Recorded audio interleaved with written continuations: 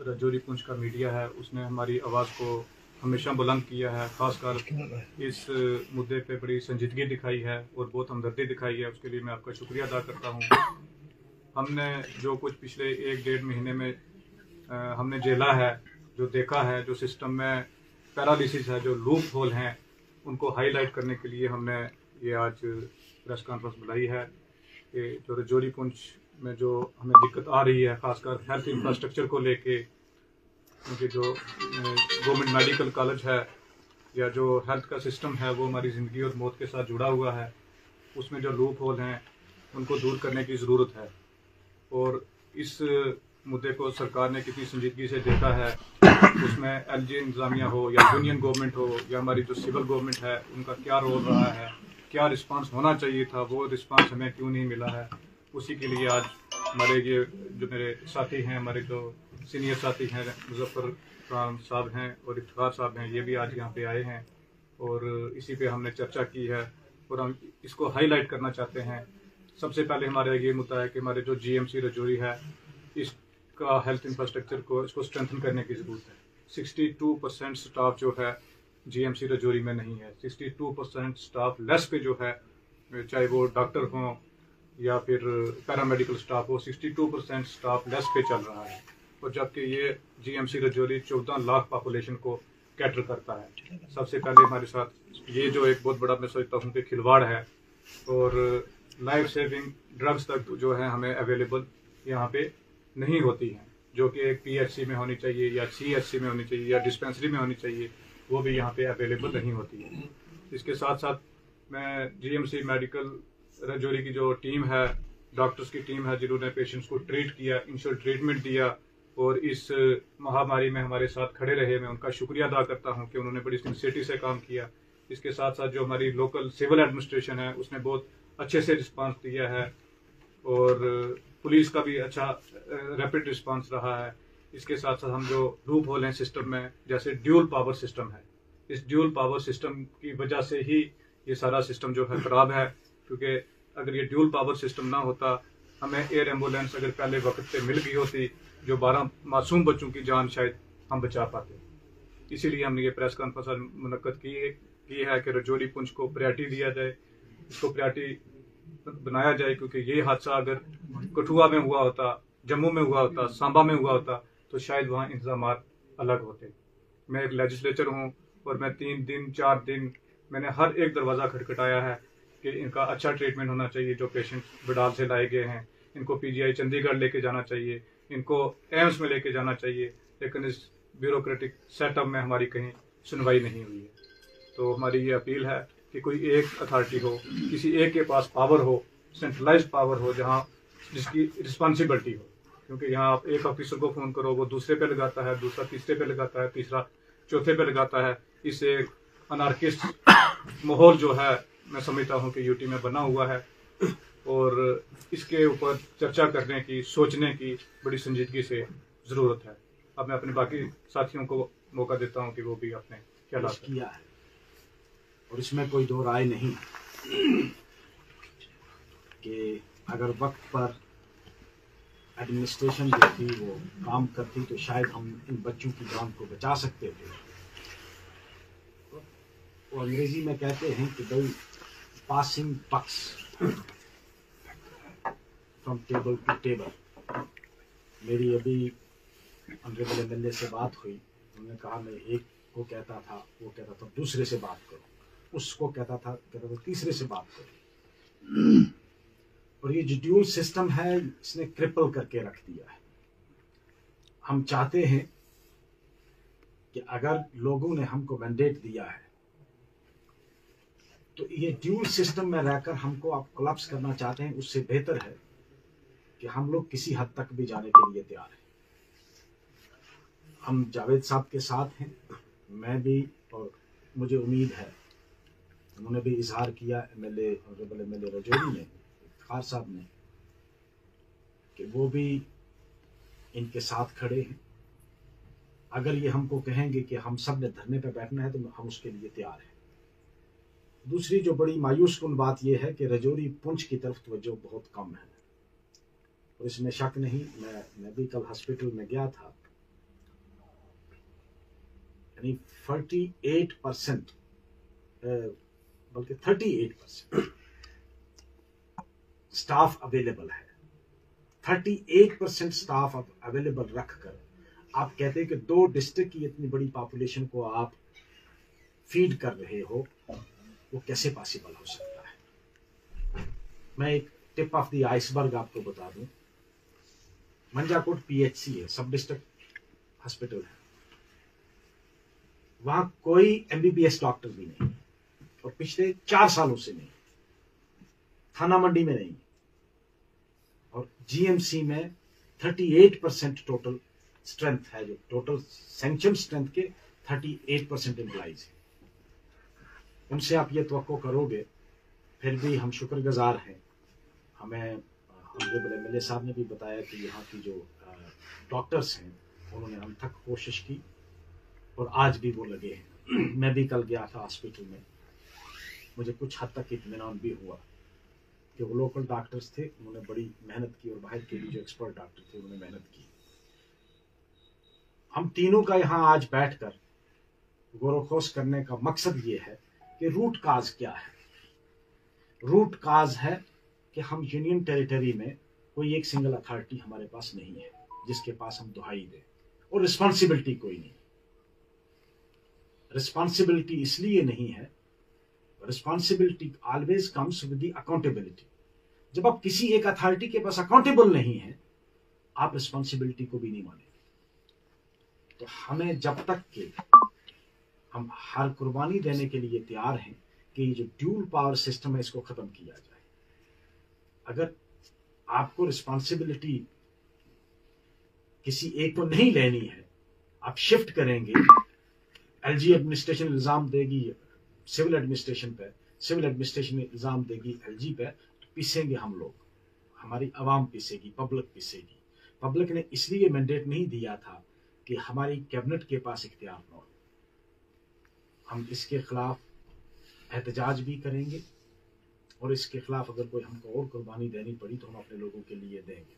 हम आपकी वसातत से, जितने भी आप मीडिया के हजरात यहाँ हैं, हम ये गुहार लगाना चाहते हैं कि रजौरी पुंछ को इस तरह आप नेगलेक्ट मत करो और अपनी ईगो क्लैश में हमारी आवाम को मत कुचलो।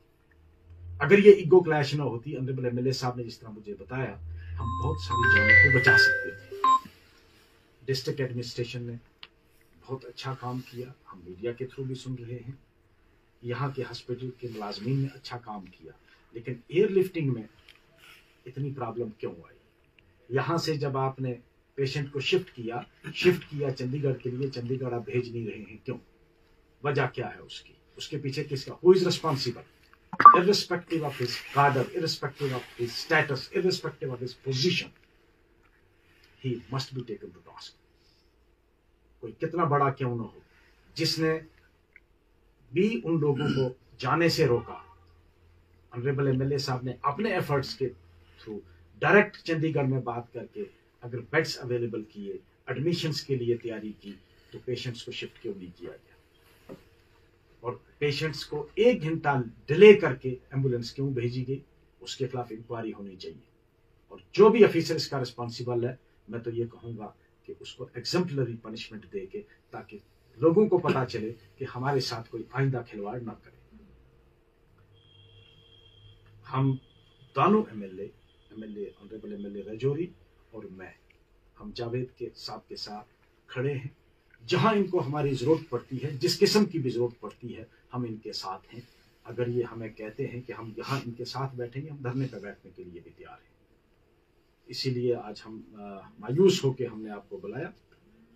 बाकी दीगर हमारे ऑनरेबल एमएलए रजौरी जो हैं वो भी आपको पिछले 1-1.5 महीने से जिस तरह के हालात बडाल के अंदर बने और उसमें हमारी 17 कीमती जाने यहाँ से इस दुनिया फानी से रुखसत हो गई, और कहीं ना कहीं एक ईगो क्लैश, कहीं ना कहीं ड्यूल पावर सिस्टम, और कहीं ना कहीं जीएमसी में वो फैसिलिटी ना होने की वजह से हमने वो जाने गंवाई है।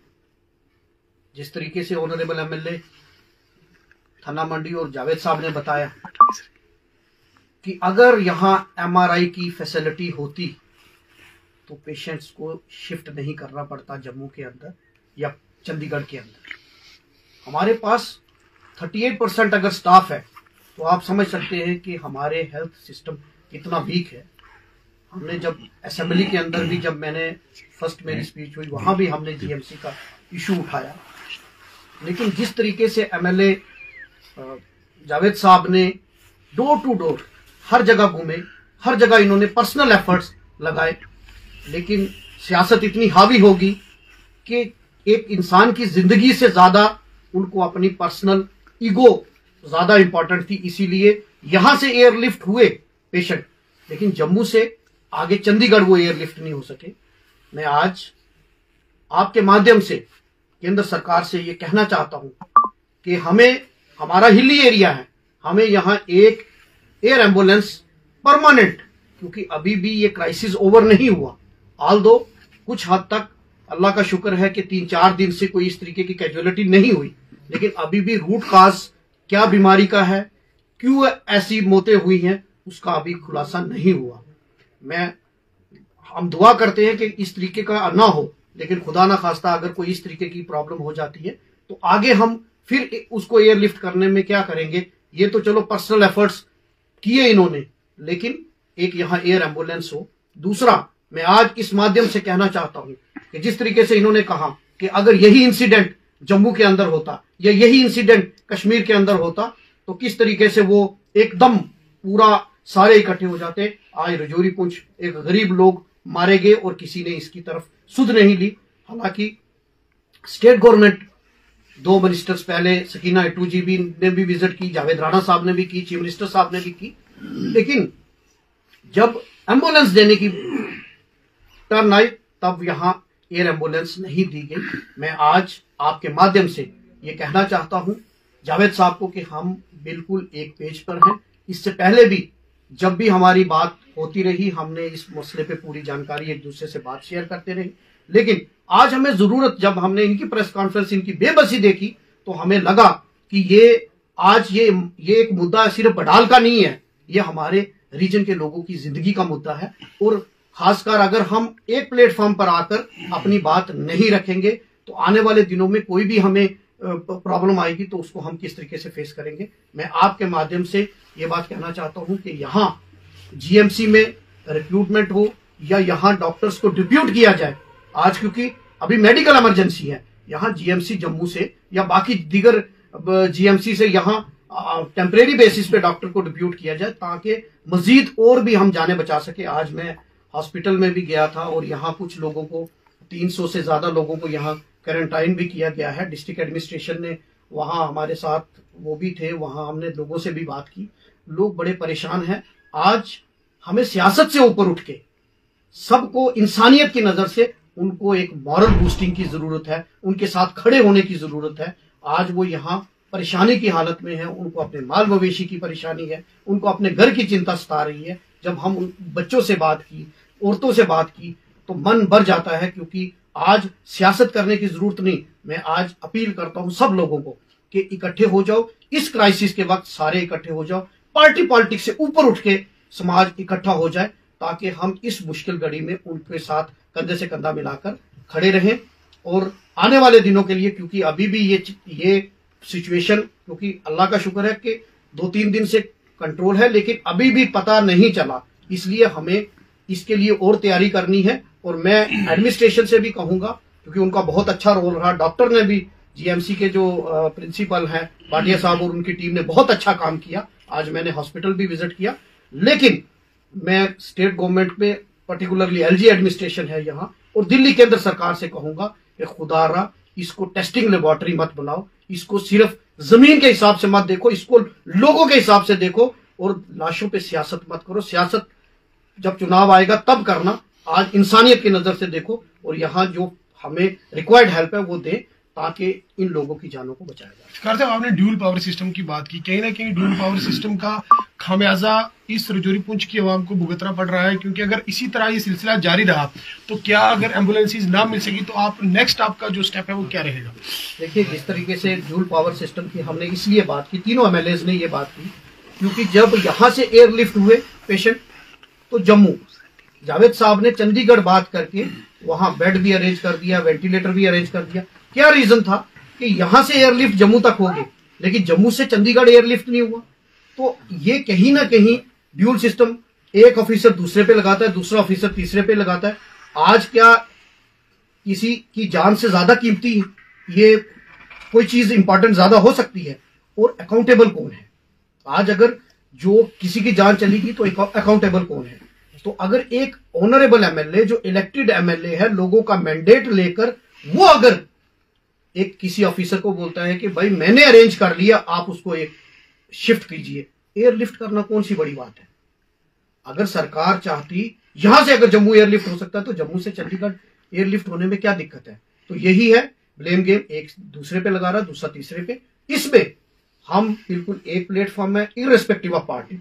रजौरी, पुंछ ये रीजन है, ये कोई भी हो, हम ये क्लियर उनको वार्निंग देना चाहते हैं, अब डिस्क्रिमिनेशन बर्दाश्त नहीं किया जाएगा और लाशों के ऊपर हम सियासत नहीं करने देंगे। ये क्राइसिस का समय है, इंसानियत के नाते मिलकर हम इस पर इकट्ठे हैं, एक प्लेटफॉर्म पर है। और जहां भी, मैं जावेद साहब को भी कहूंगा, क्योंकि इंसानियत का मुद्दा है, कॉन्स्टिट्यूएंसी के एमएलए ये हैं, ये लीड करेंगे, हम इनके साथ रहेंगे। और कहीं भी, चाहे वो राजभवन का दरवाजा खटकाना पड़े या दिल्ली में कहीं दरवाजा खटखटाना पड़े, हम इनके साथ हैं, हम वहां जाएंगे और अपने लोगों को बचाने की पूरी कोशिश करेंगे।